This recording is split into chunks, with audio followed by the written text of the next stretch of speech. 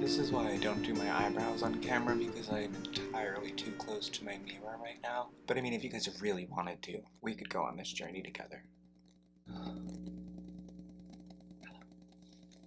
Hi, I am Aura Van Dank, and I just came at you so very aggressively. I'm sorry. This is another episode of Murder's Drag. I'm back. Another week, another episode, another show. I have wigs on the wall behind me now because this is a different space, so I'm acclimating to where to put all of the hair that I own.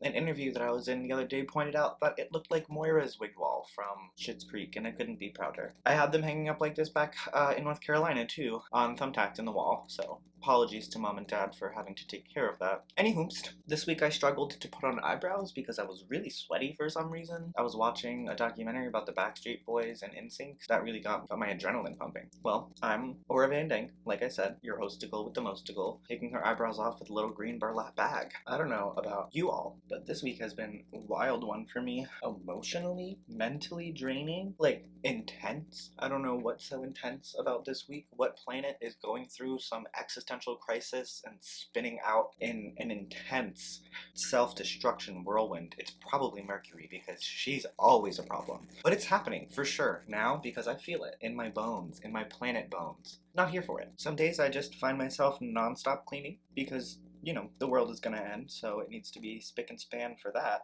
And other days I find myself just reclusing and isolating on the couch because the world's gonna end, so why do anything at all? The way I have always found myself out of those dark, depressing ruts is by looking at cases of murder on the internet, because that's how my brain works, and I can't explain to you why, but chances are, if you're here, I don't need to.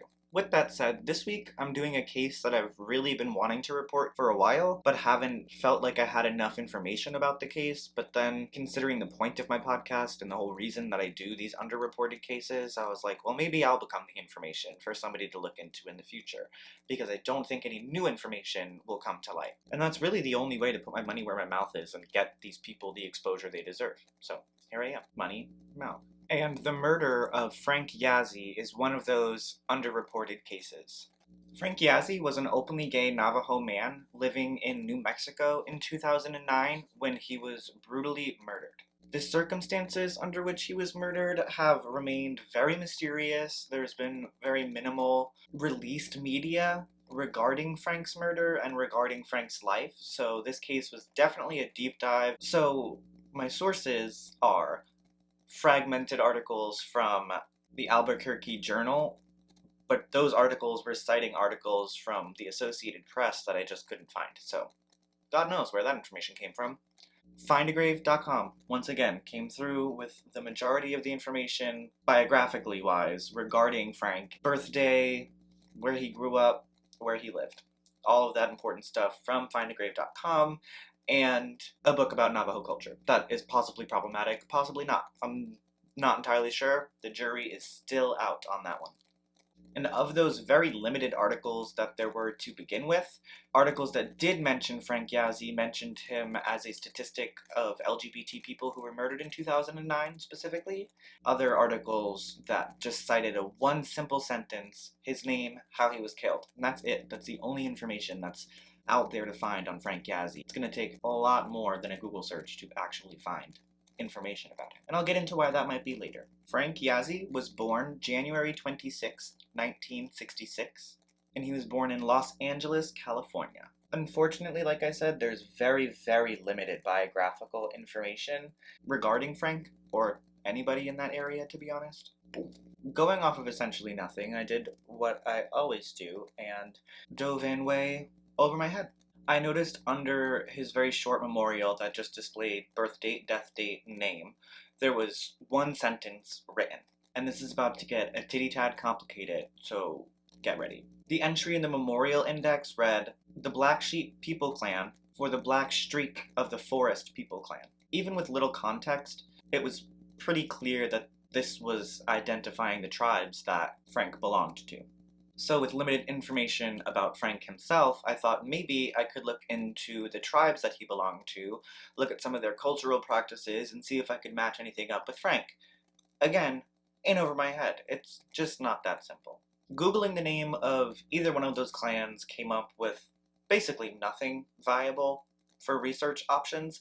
And to preface the rest of this research, I should probably mention Native American history, culture, everything, even to today, is, as far as I know, as Navajo culture goes, is verbal storytelling, traditional. That's how things are passed down. So it's very intimate to be able to know the details of the culture. And knowing the details of the culture would entail sitting or living with them with the tribe for a while and learning what they do and having them tell you stories of their ancestors. It's not something that's really popularly written. I have found, though, a few people who are working to get it more popularly written, and there's sort of a battle between conservative Native Americans and more progressive Native Americans when it comes to that. So, like I said, trying to do research on Frank's individual life opened up a can of worms that I was not ready for. And it led me to that weird microaggression-y book titled Welcome to the Land of the Navajo, a book of information about the Navajo Indians. Already doesn't sound great. So, the book was published by the county, essentially, and written and compiled by actual Navajo people. The book is full of really good information because it's been fact-checked by actual Navajo people and was compiled by them so that maybe white people could learn about their culture. But many of them decided not to read the book, so here we are. The book was published in 1972. Don't expect too much from it. I did find, however, that the clans that Frank belongs to obviously are translated from indigenous languages. And the Black Sheep People Clan are named that because their area was known for hunting large black sheep-like animals. And I can only assume that the Black Streak Forest people are called that because of the forest that they lived near. And this is very old, ancient, like before colonization and genocide happened, naming of these tribes. And although the Black Sheep Clan and the Black Streak People Clan sound very similar, they're not. Obviously, they're two different things. I learned that's because it's maternal and paternal, so it's passed down like hereditarily. That means Frank's mother was of the Black Sheep People Clan, and Frank's father was of the Black Streak Forest People Clan. So it's like a maternal-paternal thing, kind of like genetics, like blue eyes, kind of. I'm sure within the culture and within the family there are so many stories about Frank, the son, the brother, the friend, but they're mostly being told verbally, unfortunately. So I will honor him with what information I did find and do have regarding Frank Yazzi.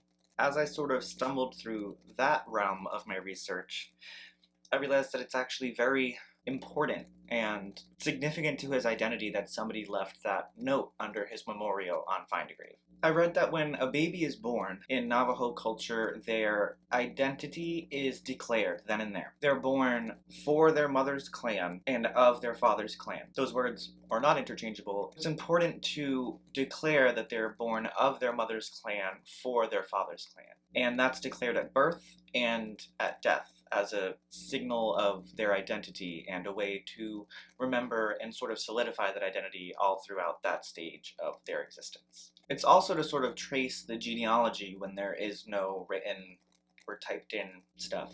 I mean, obviously there is today, but all of this cultural practice comes from the very beginning of the Native American people, and to state that somebody is born for and of these two tribes, they can sort of trace that back like a family tree, tribe by tribe, because each person inherits two, giving them technically four, and so on and so forth. So it is a good way of tracking genealogy, family trees. Being such an important part of their culture, it's good to know and comforting to know that that was done for Frank in the beginning and the end. Now to the very tragic part.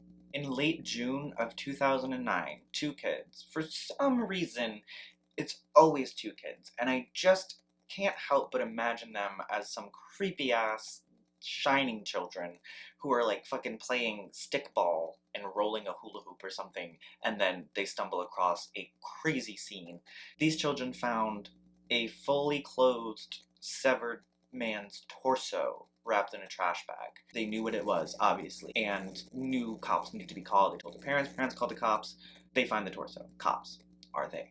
That was probably the messiest way I could possibly describe that chain of events. About a week later, two other people, not specify that they're children, but I'm in my head imagining that they're some creepy fucking kids, also discovered a trash bag containing the fully clothed legs portion of a person meaning that wallet, pocket contents were in both parts, which is why I mentioned that they were closed. Now, police in the area generally don't get dismembered bodies. Not that I'm saying there is an area somewhere where the police do get a lot of dismembered bodies, but New Mexico is not known for its particularly large homicide rate in compared to other states in the country.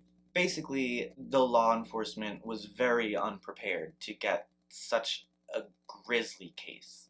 Police identify the top portion as Frank Yazzi, who was 43 years old at the time and residing in Mentmore, New Mexico. Frank had his ID in his pocket, the pants that were on the body, and that wasn't identification enough for the lower portion. And until they were able to do a DNA test, both pieces were kept separately because they didn't know that it was the same person. Also due to the fact that the body had been brutalized so badly. I mean, it was grisly. Clothes were still on. It almost seemed like it was a last-minute decision for the murderer to dismember the body. Like I said, this is a very small law enforcement area. The jurisdiction would be right outside of Gallup, New Mexico. It is very impoverished, very small town, very little to no gas stations, but what they do have is the RV Campground of America, which I saw on our cross-country road trip, that they started advertising in, like, Arkansas for some reason to, like, go to Gallup and stay at an RV park. That's what they have there. Not prepared for something this crazy. And I don't want to say high profile because it really wasn't. They found a body cut in half in 2 separate trash bags and it didn't go very high profile.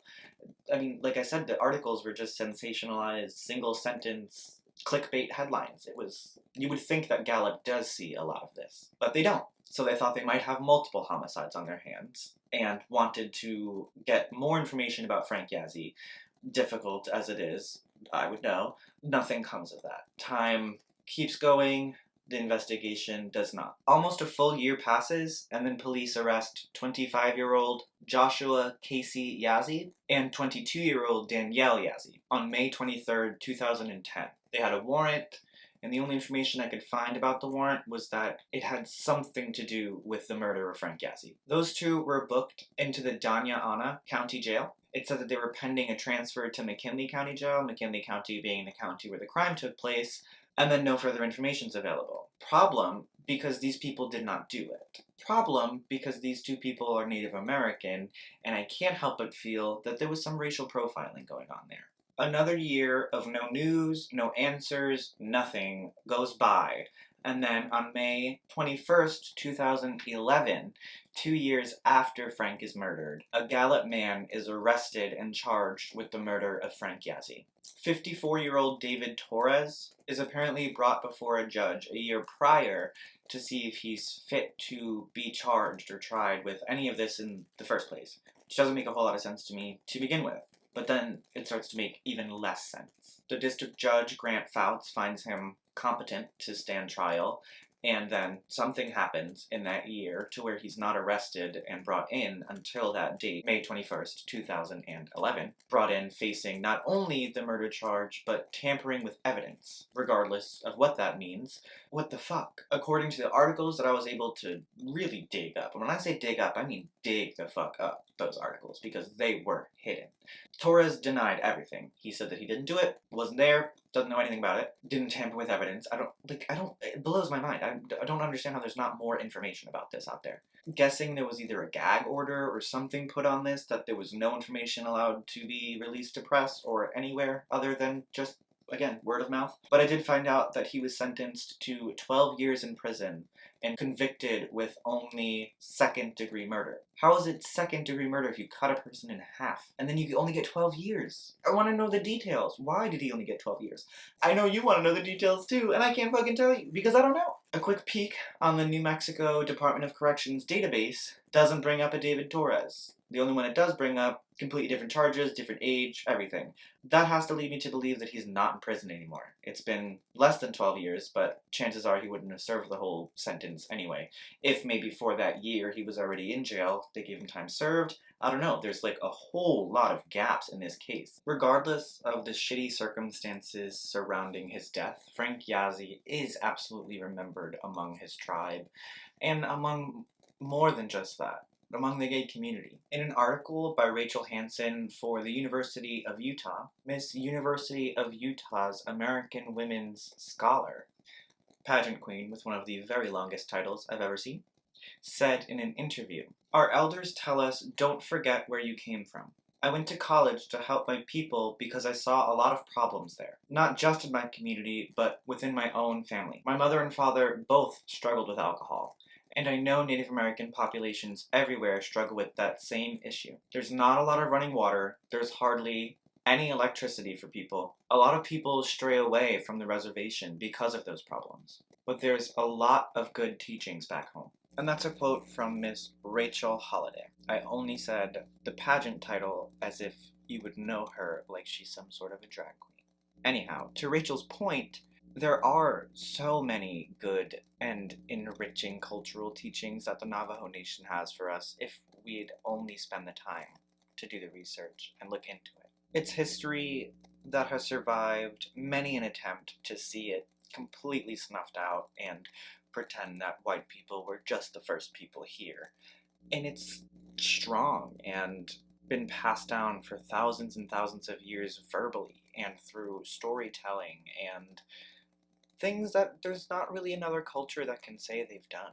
I would love to have been able to find more information about Frank and about his people, his tribe, and his culture, but I know that that's a lot to ask of the Navajo people who already deal with so much, and writing down and recording their history the same way that modern societies who weren't inhibited by some crazy genocide do. It's a lot to ask. So for now, the least I can do is tell Frank's story the way I know it, the way I researched it, and give him the memory, exposure, and platform that he deserves. And with that somber, breathy tone, it's time for a transformation.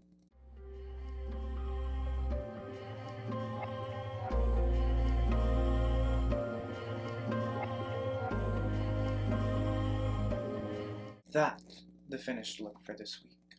I hope you enjoyed this do-it-yourself necklace and earrings I made, because I don't know where my jewelry is, or my nails for that matter, but that's why I'm not talking with my hands like I usually do. As always, I hope you enjoyed the fuck out of this episode. I hope you enjoyed all the episodes before this, and all the episodes to come. Sometimes my lighting's different. Podcast people, you don't know that, because you don't watch me, so what are you worrying about? It's gonna be okay, podcast people. YouTube people, it's also gonna be okay, because have you ever been to a gay club before? The lighting's never consistent there.